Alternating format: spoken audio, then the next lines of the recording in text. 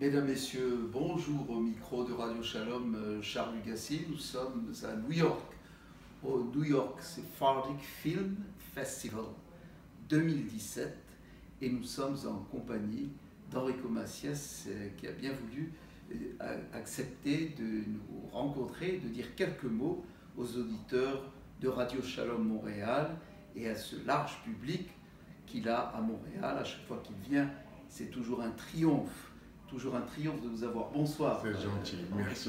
Macias. Et moi, c'est toujours un plaisir extraordinaire de rencontrer la communauté juive marocaine de Montréal et puis aussi le public de Montréal qui est vraiment fantastique. Et je suis content. Là, ici à New York, je ne m'attendais pas à parler aux auditeurs de Radio Shalom de Montréal, mais voilà, je le fais volontiers. C'est un plaisir. Alors, première question, Enrico Macias, nous sommes à la veille des élections présidentielles en France. On aimerait, pour le bénéfice de nos auditeurs, avoir votre impression, vos impressions sur le grand dilemme qui confronte les électeurs français actuellement en France. Que pensez-vous de la situation qui prévaut? D'abord, je vais vous dire quelque chose qui va vous étonner, c'est que moi, je ne me prononce pas au point de vue politique de quoi que ce soit, je suis représentant de rien du tout. La situation est tellement confuse que je me refuse de donner mon point de vue à ce sujet-là. Je vais attendre la fin des élections, et puis après, là, vous pourrez m'interroger pour savoir qu'est-ce que je pense. Parce qu'en ce moment, on est dans une situation de confusion extrême. Et évidemment, on espère que pour la communauté juive de France et même du monde, que les élections se passent bien et que... ça veut dire voilà, quoi? Ça veut dire quoi, se passe bien? Écoutez, franchement, je ne peux pas m'exprimer là-dessus. Posez-moi des questions sur la musique, sur la guitare, sur les chansons, avec plaisir, mais là, la politique, moi, c'est pas mon... C'est pas votre domaine? Non. D'accord, parce qu'on a eu des commentaires à l'effet que Enrico Macias, si tel candidat est élu ou quoi que ce soit, il va faire sa alliée en Israël. Est-ce que c'est fondé tout cela? Écoutez, c'est pas seulement moi qui ferai mon allié en Israël si Marine Le Pen était élue. C'est sûr qu'il y aurait beaucoup de gens qui vont le faire. Il y a beaucoup de monde. Ça sera une situation difficile, mais je ne crois pas que ça en fera arriver là. Depuis presque 3 générations, les gens égrènent les paroles d'une chanson fabuleuse. J'ai quitté mon pays, j'ai quitté ma maison.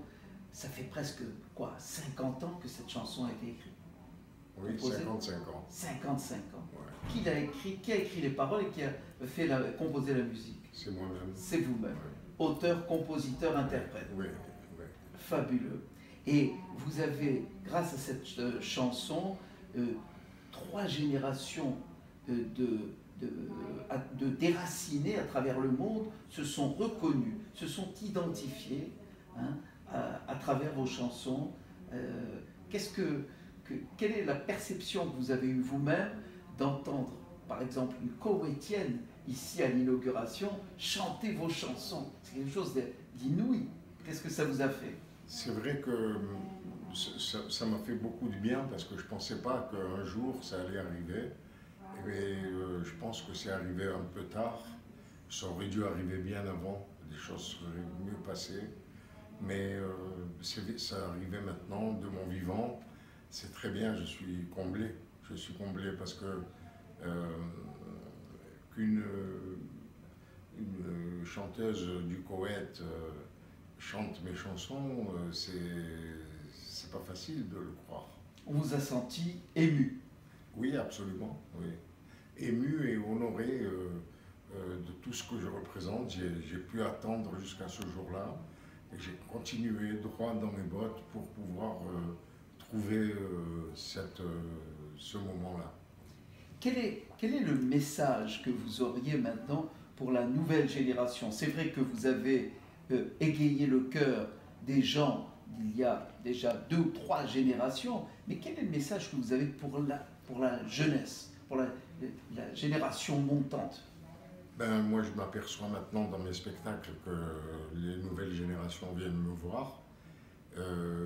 Ils sont curieux de savoir pourquoi leurs parents, leurs grands-parents aiment tant Enrico Macias, et puis les nouvelles générations se sont collées aux anciennes pour venir comprendre les messages que je leur donne dans mes chansons. Tout simplement, les messages existent déjà dans mes chansons, je ne vais pas répéter. Les nouvelles générations, ne vous inquiétez pas, elles sont au courant de mes nouvelles chansons maintenant avec Internet, avec les réseaux sociaux et tout ça. On est au courant de tout maintenant. Si vous aviez un message à transmettre à toute cette foule de personnes qui viennent vous voir, d'admirateurs, de fans, qui viennent vous voir à Montréal par exemple, qu'est-ce que vous leur diriez? Que ce soit des juifs ou des non-juifs, parce que vous avez une pléthore de fans et d'admirateurs, autant chez les Québécois, autant chez les Arabes montréalais et les Juifs montréalais. Ben, ce que je voudrais, c'est qu'ils comprennent qu'il y a quelqu'un qui a chanté depuis 1963 une chanson qui s'appelle « Enfant de tout pays », pour la fraternité entre tous les peuples. Il faut que tout le monde se déghettoise, plus de ghetto, et qu'on se rassemble et qu'on vive ensemble tous, et que tous les gens qui sont de bonne volonté comme nous s'unissent à nous pour pouvoir changer le monde. Quels sont, étant donné que, un peu comme les grands de la chanson française, comme Charles Aznavour, etc., qui a encore des projets, quels sont vos projets à vous, Enrico Macias, à l'heure qu'il est, par exemple pour la prochaine année ou pour les prochaines années?